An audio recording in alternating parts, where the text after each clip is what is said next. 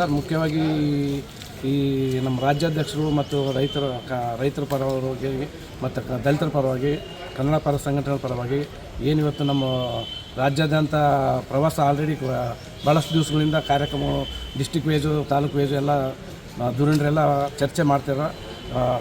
ಈ ದಿವಸ ಏನು ನಮ್ಮ ಬಳ್ಳಾರಿಯಲ್ಲಿ 14ನೇ ತಾರೀಕು ದಿವಸ ಮುನ್ಸಿಪಲ್ ಮೈದಾನದಲ್ಲಿ ನಮ್ಮ ನವ ಕರ್ನಾಟಕ ನಿರ್ಮಾಣ ವೇದಿಕೆ ಜನರ ನಡುವೆ ಜನತಾ ಚರ್ಚೆ ಅಂತ ಒಂದು ಕಾರ್ಯಕ್ರಮ ಕೂಡ ಇದ್ದಾವೆ. ರಾಜ್ಯಾಧ್ಯಕ್ಷರು ಎಲ್ಲರೂ ಬರ್ತಿದ್ದಾರೆ. ಆ ಒಂದು ಕಾರ್ಯಕ್ರಮ ಏನು ಬಳ್ಳಾರಿಯಲ್ಲಿ ಏನು ನಮ್ಮ ಸಮಸ್ಯೆಗಳು ಇದ್ದಾವೆ ಅವನ್ನೆಲ್ಲ ರೈತರದ್ದು ನಾವು ಇದು ಮಿರ್ಚಿ ಆಡು ಒಂದು ಅದು ಮತ್ತು ಕೆಲವೊಂದು ಬಳ್ಳಾರಿಯ ಸಮಸ್ಯೆಗಳೆಲ್ಲ ಅವ್ರಿಗೆ ನಮ್ಮ ರಾಜ್ಯಾಧ್ಯಕ್ಷರು ತಿಳಿಸ್ತೀವಿ. ಆ ಒಂದು ನಿಟ್ಟಿನಲ್ಲಿ ನಿಮ್ಮ ಒಂದು ಪತ್ರಿಕೆ ಮಾಧ್ಯಮದವರೆಲ್ಲ ನಮಗೆ ಸಪೋರ್ಟ್ ಮಾಡಿ ಭಾಳಷ್ಟು ಸಾವಿರಾರು ಜನರು ಸೇರ್ತಾ ಇದ್ದೀವಿ. ನೀವು ಬಂದು ನಮಗೊಂದು ಸ್ವಲ್ಪ ಬೆಂಬಲ ಕೊಟ್ಟು ನಿಮ್ಮ ಒಂದು ಮೀಡಿಯಾ ಮುಖಾಂತರ ನಮ್ಮ ರೈತರ ಸಮಸ್ಯೆ ಆಗಲಿ, ದಲಿತರ ಸಮಸ್ಯೆ ಆಗಲಿ, ಕನ್ನಡ ಪರ ಸಂಘಟನೆ ಒಳ ಮೀಸಲಿಟ್ಟಿದ್ದು ಮುಖ್ಯವಾಗಿ ಇವೆಲ್ಲವೂ ನಮಗೆ ಪತ್ರಿಕೆಗಳಲ್ಲಿ ಬಂದರೆ ನಮಗೂ ನಮ್ಮ ರಾಜ್ಯ ಅಂತ ಎಲ್ಲ ಜನರಿಗೂ ಒಂದು ಸೌಲಭ್ಯಗಳು, ಸರ್ಕಾರ ಸೌಲಭ್ಯಗಳು ಸಿಗಲಿ ಅಂತಂದೇಳಿ ನಾವು ಜನರ ನಡುವೆ ಜನತಾ ಕಾರ್ಯಕ್ರಮ ಒಂದು ಇಟ್ಟಿದ್ದೀವಿ. 14ನೇ ತಾರೀಕು ತಾವು ತಪ್ಪದೇ ತಮ್ಮಲ್ಲಿ ಮತ್ತೊಮ್ಮೆ ಮನವಿ ಮಾಡ್ಕೊಳ್ತೀವಿ, ಬರಬೇಕಂತಂದ್ರೆ ತಾವು ನಿಮ್ಮನ್ನು ಮನವಿ ಮಾಡ್ಕೊಳ್ತೀವಿ. ಧನ್ಯವಾದ ಸರ್. ಎಲ್ರಿಗೂ ನಮಸ್ಕಾರ. ಇವತ್ತು ನಾವು ಕರ್ನಾಟಕ ನಿರ್ಮಾಣ ಆಂದೋಲನ ವೇದಿಕೆ ವತಿಯಿಂದ ಇವತ್ತು ಪತ್ರಿಕಾಗೋಷ್ಠಿನ ಕರೆದಿದ್ದೀವಿ.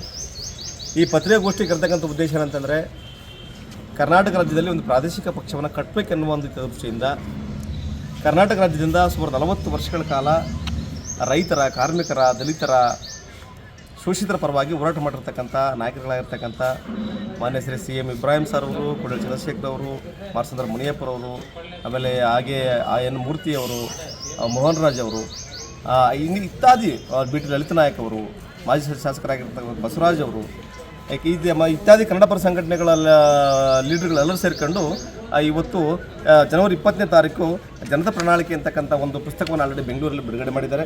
ಸೊ ಇದರ ಅಂಗವಾಗಿ ಇಡೀ ಎಲ್ಲ ಜಿಲ್ಲೆಯಲ್ಲಿ ಒಂದು ಆಂದೋಲನವನ್ನು ಮಾಡ್ತಾ ಇದ್ದಾರೆ.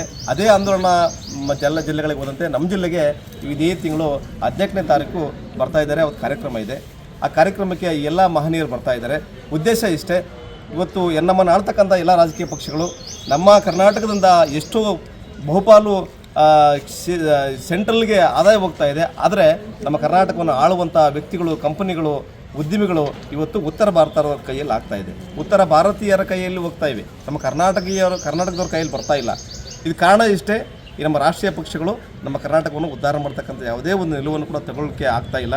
ಆ ನಿಟ್ಟಿನಲ್ಲಿ ಇವತ್ತು ಪ್ರಾದೇಶಿಕ ಪಕ್ಷವನ್ನು ನಡೆಸೋದಾದರೆ ಅದರಿಂದ ನಮ್ಮ ಕರ್ನಾಟಕ ರಾಜ್ಯದ ಪ್ರತಿಯೊಬ್ಬರಿಗೂ ಕೂಡ ಸವಲತ್ತುಗಳು ಸಿಗ್ತವೆ, ಉದ್ಧಾರ ಆಗುತ್ತೆ ಅನ್ನುವಂಥ ದೃಷ್ಟಿಯಿಂದ ಇವತ್ತು ಏನು ನವಕರ್ನಾಟಕ ನಿರ್ಮಾಣ ಅಂತಕ್ಕಂಥ ಒಂದು ವೇದಿಕೆಯಿಂದ ಇವತ್ತು ಎಲ್ಲ ರಾಜ್ಯಗಳಲ್ಲಿ, ಜಿಲ್ಲೆಗಳಲ್ಲಿ ಒಂದು ಏನು ಯಾತ್ರೆಯ ಮುಖಾಂತರ ಚರ್ಚೆಯನ್ನು ಜನರ ನಡುವೆ, ಜನರ ಪ್ರಣಾಳಿಕೆ, ಜನರಿಂದ ಅವರಿಂದ ಏನೇನು ಪ್ರಣಾಳಿಕೆ ಬೇಕಂತಕ್ಕಂಥದ್ದನ್ನು ಜನರ ನಡುವೆ ಚರ್ಚೆ ಆಗ್ತಾ ಇದೆ. ಆ ಜನರಿಂದ ಇವತ್ತು ನಮಗೆ ಏನು ಬೇಕಂತಕ್ಕಂಥದ್ದನ್ನು ತೀರ್ಮಾನ ಆಗೋದ್ರ ಮುಖಾಂತರ ಇವತ್ತು ನಾವು ಈ ಒಂದು ಕಾರ್ಯಕ್ರಮ ಮಾಡ್ತಾ ಇದ್ದೀವಿ. ಆ ಕಾರ್ಯಕ್ರಮ 14ನೇ ತಾರೀಕು ನಡೀತಾ ಇದೆ. ದಯಮಾಡಿ ಆ ಕಾರ್ಯಕ್ರಮಕ್ಕೆ ನೀವು ಬನ್ನಿ, ಎಲ್ಲರೂ ಕೂಡ.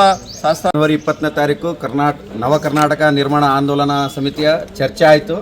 ಈ ಚರ್ಚೆ ಆದ ನಂತರ ಫೆಬ್ರವರಿ 3ನೇ ತಾರೀಕಿಂದ ಹಂತವಾಗಿ ಎಲ್ಲ ಜಿಲ್ಲೆಗಳಲ್ಲಿ ನವ ಕರ್ನಾಟಕ ನಿರ್ಮಾಣ ಆಂದೋಲನ ವಿಚಾರವಾಗಿ, ಜನತಾ ಪ್ರಣಾಳಿಕೆ ವಿಚಾರವಾಗಿ ಜನಗಳಿಂದ ಚರ್ಚೆ ನಡೀತಾ ಇದೆ. ರಾಜ್ಯದಲ್ಲಿ ಕನ್ನಡ ಪರ, ದಲಿತ ಪರ, ರೈತ ಪರ, ಕನ್ನಡ ಪರತಕ್ಕಂಥ ಸಾಹಿತ್ಯ ಪರತಕ್ಕಂಥ ಎಲ್ಲ ಧೋರಣೆಯರು ಕಲ್ತ್ಬಿಟ್ಟು ಪ್ರಾದೇಶಿಕ ಪಕ್ಷದ ಅವಶ್ಯಕತೆ ಇದೆ ಅಂತೇಳಿ ಇವತ್ತು ಮನಗಂಡಿದ್ದಾರೆ. ಯಾಕಂದರೆ ನಮ್ಮ ರಾಜ್ಯದಲ್ಲಿ ಇವತ್ತು ಪ್ರಾದೇಶಿಕ ಪಕ್ಷಗಳು ಯಾವ ಹಂತದಲ್ಲಿ ಹೋಗಿದ್ದಾವೆ ಅಂತ ಎಲ್ಲರಿಗೂ ಗೊತ್ತಿದೆ. ಇವತ್ತು ಪ್ರಾದೇಶಿಕ ಪಕ್ಷ ಯಾವುದೋ ಒಂದು ರಾಷ್ಟ್ರೀಯ ಪಕ್ಷದಲ್ಲಿ ಮಿಂಗಲ್ ಆಗಿಬಿಟ್ಟಿದೆ ಆಲ್ರೆಡಿ. ನಮ್ಮ ದಕ್ಷಿಣ ಭಾರತದಲ್ಲಿ ನಾವು ನೋಡಬೇಕಾಗ್ತದಂದರೆ ಕೇರಳ, ಆಂಧ್ರ, ತಮಿಳುನಾಡು, ತೆಲಂಗಾಣ ಈ ಎಲ್ಲ ರಾಜ್ಯಗಳಲ್ಲಿ ಪ್ರಾದೇಶಿಕ ಪಕ್ಷದ ಒಂದು ಪ್ರಾಧಾನ್ಯತೆ ಹೆಚ್ಚಿದೆ. ಜೊತೆಗೆ ಅಲ್ಲಿರ್ತಕ್ಕಂಥ ಸಮಸ್ಯೆಗಳ ಬಗ್ಗೆ ಗಟ್ಟಿಯಾಗಿ ಹೋರಾಟ ಮಾಡಿ ಯಶಸ್ಸನ್ನು ಪಡಿತಾ ಇದ್ದಾರೆ. ಅದೇ ರೀತಿ ನಮ್ಮ ರಾಜ್ಯದಲ್ಲಿ ಕೂಡ ಹಲವಾರು ವರ್ಷಗಳಿಂದ, ಸುಮಾರು 40 ವರ್ಷಗಳಿಂದ ರೈತ ಪರ ಹೋರಾಟಗಳು ನಡೀತಾ ಇದ್ದಾವೆ, ದಲಿತ ಪರ ಹೋರಾಟಗಳು ನಡೀತಾ ಇದ್ದಾವೆ, ಕನ್ನಡ ಪರ ಹೋರಾಟಗಳು ನಡೀತಾ ಇದ್ದಾವೆ. ಬಟ್ ಈ ಎಲ್ಲ ಹೋರಾಟಗಳಲ್ಲಿ ಯಶಸ್ಸು ಮಾತ್ರ ನಗಣ್ಯ ಆಗಿದೆ.